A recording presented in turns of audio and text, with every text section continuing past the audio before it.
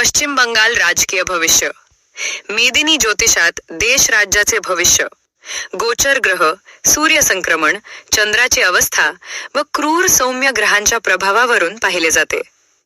15 ते 31 डिसेंबर दरम्यान पश्चिम बंगालच्या राजकारणावर सूर्य, मंगळ, शनी व राहू यांचा ठळक प्रभाव दिसतो.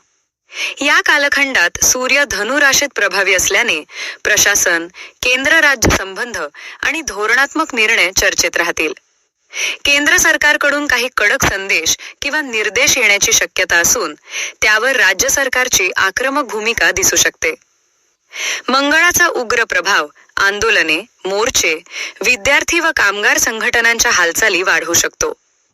कायदा सुव्यवस्थेवर ताण येण्याची चिन्हे आहेत, विशेषतः महिन्याच्या 3ऱ्या आठवड्यात.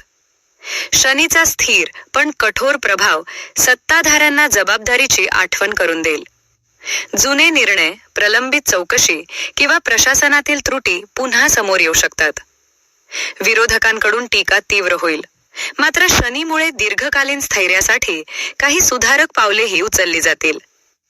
राहूचा प्रभाव माध्यमे, सोशल मीडिया व अफवांच्या वातावरणाला चालना देईल.